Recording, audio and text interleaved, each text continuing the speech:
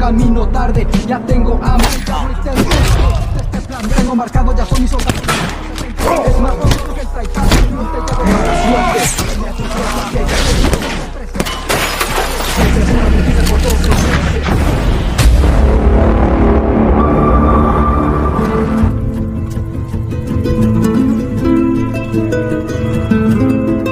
Kisah diawali dengan memperlihatkan seorang mafia kriminal bernama Neto ini bebangusnya yang sedang menyiksa perempuan untuk mencari tahu keberadaan suaminya. Namun karena ia tidak sedikit pun mau bicara tentang keberadaan si suami, terpaksa Neto menghabisinya. The pleasure of meeting your husband. It led to Niente's conviction, way for good. 24 tahun pun berlalu, akhirnya Neto menyerahkan diri kepada polisi atas perbuatannya di masa lalu. Hari ini adalah hari pembebasan Neto dari penjara, meskipun sebenarnya Neto seharusnya menjalani hukuman seumur hidup.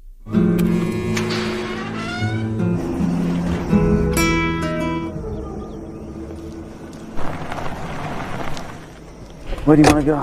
Let's get out of here. Setelah keluar dari penjara, Neto dijemput oleh pengacaranya. Neto pun bertanya mengapa ia bisa dibebaskan begitu saja. Si pengacara pun menjelaskan bahwa keluarga korban yang pernah dihabisi oleh Neto telah mencabut tuntutannya.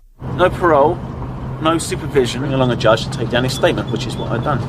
Pengacara juga menyarankan agar Neto segera meninggalkan kota ini karena masih banyak musuh-musuh lama yang tidak terima dengan pembebasannya. Namun Neto menjawab bahwa sebelum pergi, ia ingin bertemu dengan anaknya terlebih dahulu. I have to see my son.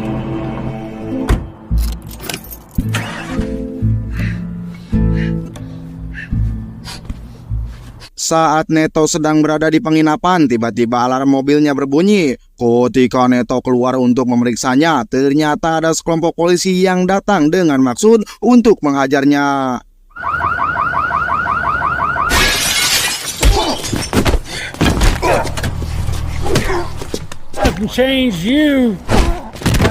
Sebenarnya Neto bisa dengan mudah mengalahkan mereka, tetapi karena ia tidak ingin membuat masalah, ia memilih untuk pasrah. Para polisi itu mengatakan bahwa mereka akan terus mengawasi Neto. Tampaknya mereka juga tidak senang dengan pembebasan Neto dari penjara. Your ball-sucking lawyer may have manipulated.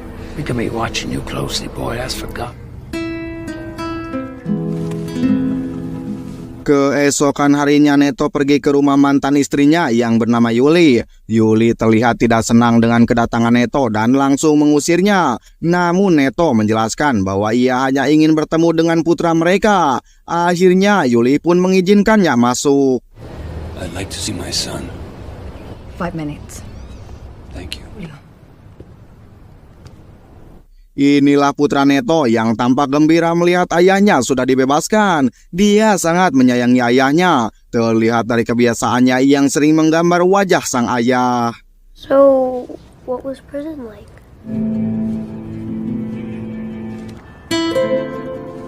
Tak lama kemudian Yuli meminta Neto untuk segera mantau karena pacar barunya akan segera datang.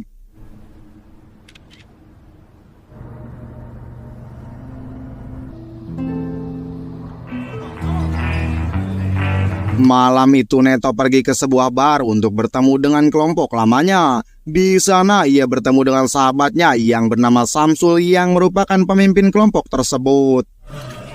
That's not possible.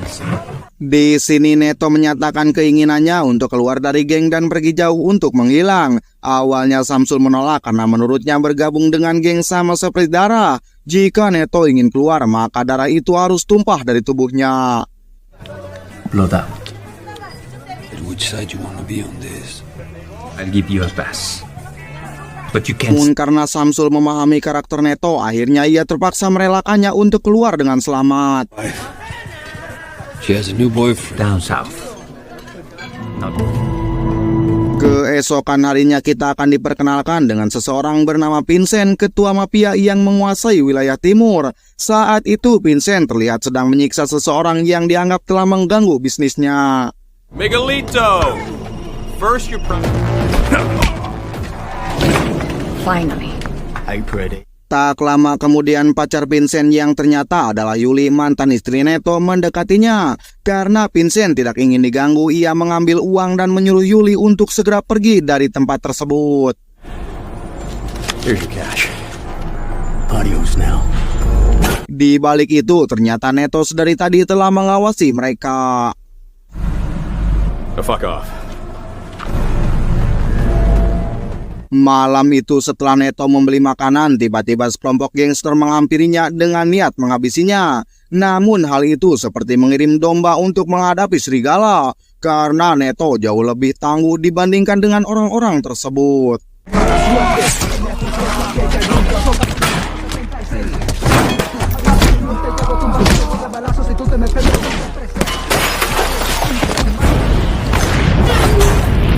Neto berhasil mengalahkan mereka dan mencoba menghubungi sahabatnya Samsul untuk menanyakan siapa yang mengirim para keroncong-keroncong tersebut. Samsul pun menjawab bahwa ia tidak tahu siapa pelakunya dan menyarankan Neto untuk segera meninggalkan kota ini. You know what to do. I don't blame you. Setelah itu Neto menemui Yuli untuk pamit karena keberadaannya di kota ini hanya akan membahayakan keluarganya. Neto juga menitipkan anaknya kepada Yuli agar Yuli terus menjaga anak mereka. Sebelum berpisah, Neto dan Yuli sempat berpelukan di dalam mobil, namun mereka malah kebablasan. Get out. Ternyata beberapa anak buah Vincent melihat kejadian tersebut dan segera melaporkannya kepada Vincent, mengabarkan bahwa Yuli pacarnya baru saja digarap oleh Neto, sang mantan suami Yuli. Yeah, You were rivals. the boy. Hey, son. Adegan pun berpindah ke Neto yang sedang bersiap untuk meninggalkan penginapan. Tiba-tiba ia dihubungi oleh anaknya yang memberitahu bahwa ia dan ibunya sedang disiksa. Dengan cepat Neto bergegas pergi untuk menyelamatkan mereka.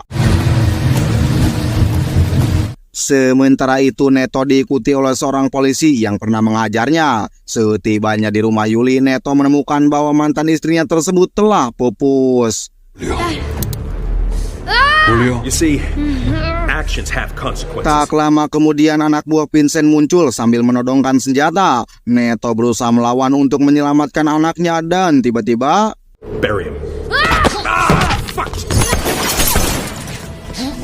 polisi yang sebelumnya mengikuti Neto tiba-tiba masuk ke tempat tersebut dan Vincent langsung menembaknya. Setelah itu Vincent segera melarikan diri dari lokasi tersebut.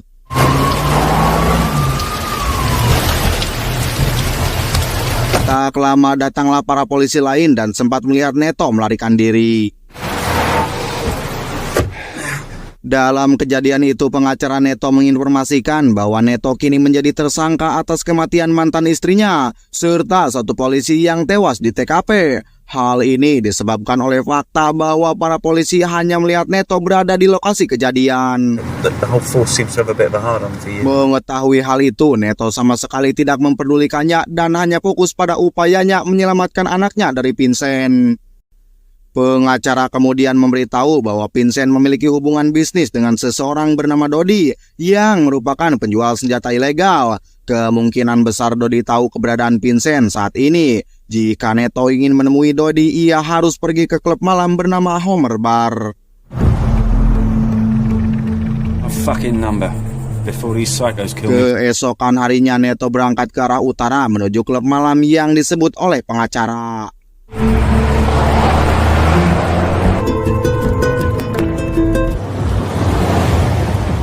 Setibanya di sana, Neto bertanya kepada salah satu pegawai klub bernama Ines mengenai keberadaan Dodi. Awalnya Ines enggan memberitahukan informasi tersebut, tetapi setelah diberikan uang, Ines akhirnya mau memberitahukan lokasi Dodi. You're thinking, oh, I bet you've been... Fine.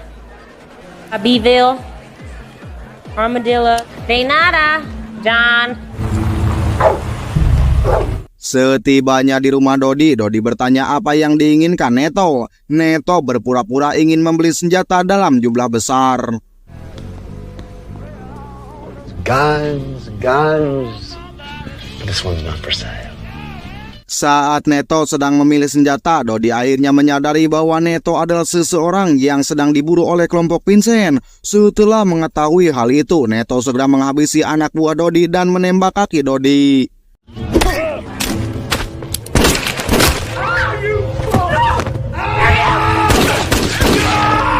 Di sini Neto menanyakan keberadaan Vincent. Meskipun Dodi mengalami banyak siksaan, dia tetap tidak mau mengungkapkan informasi. Tapi tiba-tiba, Motherfucker!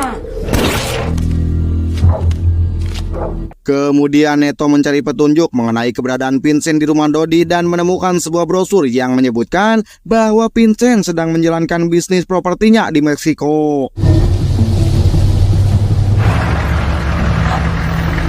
Hey. 2 coffee?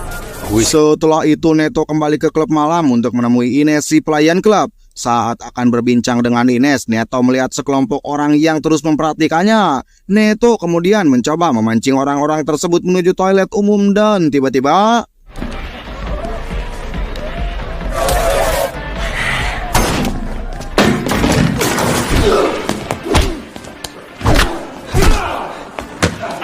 Neto sempat bertanya siapakah yang mengirim mereka, tetapi mereka enggan menjawab sehingga Neto terpaksa menghabisi mereka.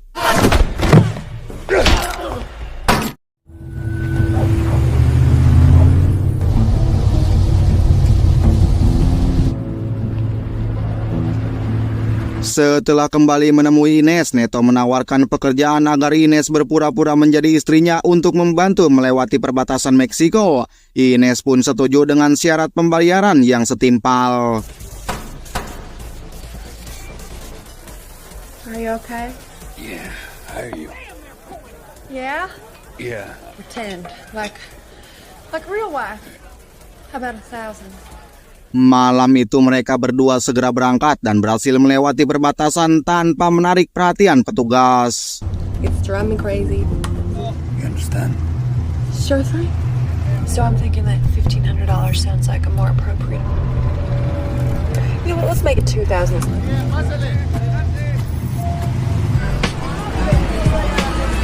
Karena sudah larut malam, mereka memutuskan untuk menginap di sebuah motel. Di sana Neto memberitahukan bahwa ada pekerjaan kedua yang harus dilakukan oleh Ines. Tanpa ragu, Ines setuju untuk menjalankan misi tersebut. Is that What was your plan going to be if the border man asked him to? my son is a Pisces? I am such a Pisces. What's that? You will love my grandmother. You know why? Because she doesn't ever. Ooh, they look like pretty nice looking condoms. Keesokan harinya pekerjaan kedua yang dimaksud Neto ternyata adalah meminta Ines untuk menghubungi Vincent dan berpura-pura ingin membeli properti rumah milik Vincent. You know, it's really gonna be great. I'll see you in an hour, and Vincent's gonna be there, right? I appreciate it. Thank you very much. I'll see you soon. Bye. Saat Ines dan Vincent bertemu, Ines berpura-pura sebagai orang kaya dan meminta izin kepada Vincent untuk merekam fasilitas properti. Selain itu, Ines berhasil mengetahui lokasi rumah Vincent yang sekarang. Melihat Ines yang begitu tembem, Vincent mengajak Ines untuk makan malam di rumahnya. Oh, it's easy. Just suck. Setibanya di motel, Ines menunjukkan rekaman yang diambilnya kepada Neto agar Neto dapat memahami tata letak tempat tersebut. And then here I am, Miss Motormouth, of course. Can you show? Kemudian Ines bergegas pergi untuk memenuhi undangan makan malam dari Vincent. Meskipun Neto sempat melarangnya, Ines tetap bersikeras ingin pergi ke tempat Vincent.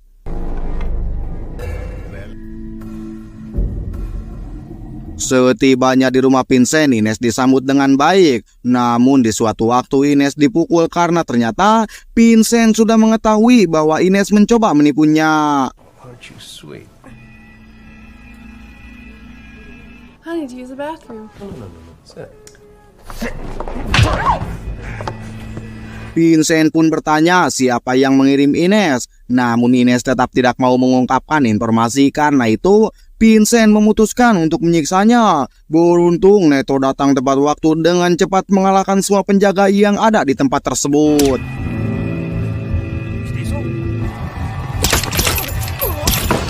Saat Ines akan dihabisi, Neto terlebih dahulu melumpuhkan Vincent. Neto kemudian menyuruh Ines untuk kembali ke motor, sementara ia sendiri akan menginterogasi Vincent mengenai keberadaan anaknya.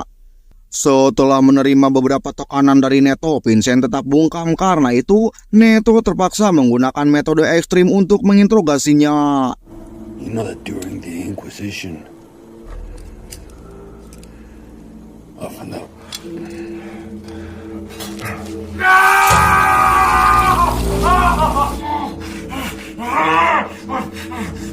They had time back then. The heat and the crows to big cat. Your boy's gone! It's in your sight! Karena sudah tidak tahan lagi, Vincent akhirnya mengungkapkan bahwa anak Neto telah dijual kepada seseorang bernama Tuan San. Tuan San adalah ketua mafia yang menguasai seluruh Meksiko, dan ia tinggal di dalam hutan dengan penjagaan yang sangat ketat. Mendengar hal itu, tentu tidak sedikit pun Neto merasa gentar, dan tiba-tiba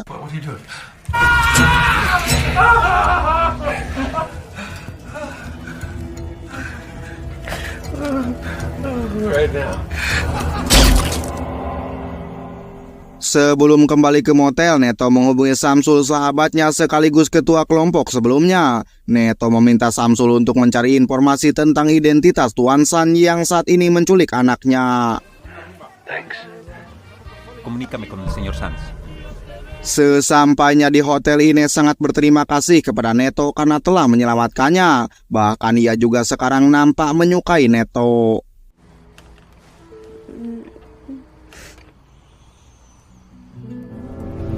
It's bailarín. I know where. It's the only one. Keesokan harinya, Neto menerima kabar dari Samsul bahwa untuk mengetahui lebih lanjut tentang Tuan San, ia harus bertanya langsung kepada pemilik tempat tinju bernama Delto. Diketahui bahwa Delto adalah salah satu anak buah Tuan San. Oh my God, are those guns?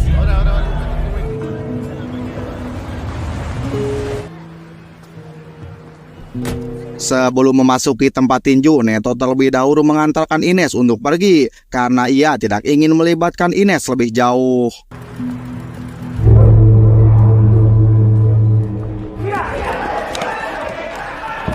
Setelah masuk, Neto bertanya mengenai keberadaan Tuan San. Tak lama setelah itu, Ines muncul kembali dan mengatakan bahwa ia merasa sangat nyaman bersama Neto. Namun tiba-tiba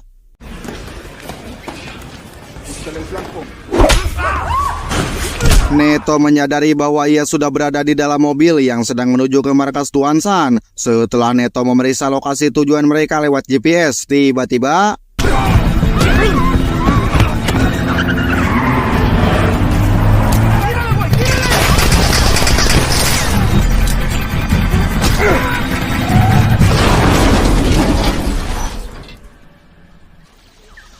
singkat cerita, Neto sudah sampai di markas Tuan San yang berada di tengah hutan, yaitu untuk menyelamatkan anaknya serta Ines yang sudah mereka bawa terlebih dahulu.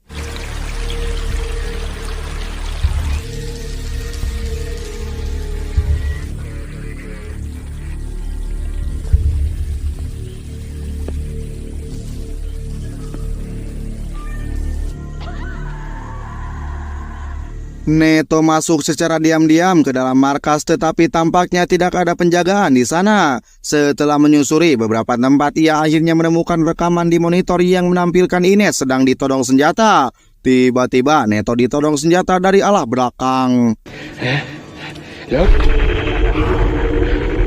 Kemudian Neto dibawa masuk dengan keadaan yang sudah babak belur serta rantai yang mengikat lehernya.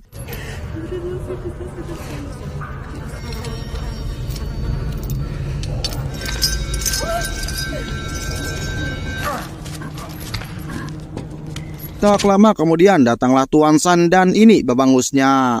Tuan San nampak sudah mengenal siapa Neto sebenarnya, lalu ia memperlihatkan sebuah foto perempuan yang ternyata perempuan itu adalah orang yang pernah Neto habisi di masa lalu. Perempuan tersebut merupakan istri Tuan San. Terungkap fakta kalau dari awal Neto dibebaskan sampai Neto terjebak sekarang, hal itu sudah Tuan San rencanakan dan bersamaan dengan Samsul, sahabat Neto sendiri. That was nice work you did back at Vincent's house. You have a good-looking boy. Back there. Ballerine must have thought it was time for you to pay. Tuan San memasukkan anak Neto ke dalam sumur agar Neto merasakan apa yang Tuan San rasakan dulu. Neto yang sudah sangat marah, ia mencoba berontak dengan melawan anak buah Tuan San.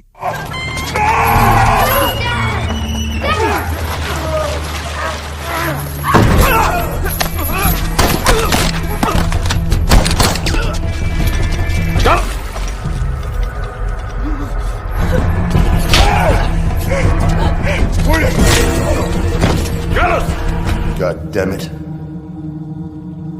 Setelah membrutal, Neto terlihat sudah tidak berdaya hingga di suatu kesempatan, Neto berhasil melempar pisau ke arah Tuan San yang membuatnya tewas di saat itu juga.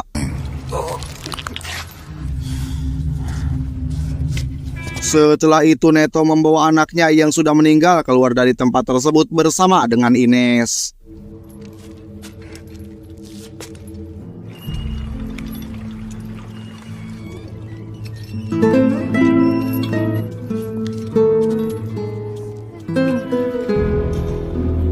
Beberapa hari kemudian terlihat anak Neto dikebumikan, sementara Neto dan Ines kini menjadi sepasang kekasih dan mereka berencana membuat anak lagi dan hidup bahagia. Meureun Sugan, mungkin itu mah. Di akhir film, tampak Samsul yang selama ini mengkhianati Neto disekap dalam mobil oleh Neto. Diberitahu bahwa perintah untuk membunuh istri Tuan San di masa lalu sebenarnya adalah perintah dari bos mafia, yaitu Samsul sendiri. Loh, tamat ending yang sangat membrutalkan. Pesan yang bisa kita ambil dari video ini adalah janganlah berbuat jahat karena jahat itu tidak baik. Itu loh. Betul gak guys? Betul gak? Betul enggak? Betul lah, masa enggak? Dan untuk judul kalian dibaca saja ya, dan terima kasih yang sudah menonton sampai akhir. Semoga kalian diberikan kesehatan dan rezeki yang berlimpah. Salam untuk semuanya dari ATND Movie. See you next video.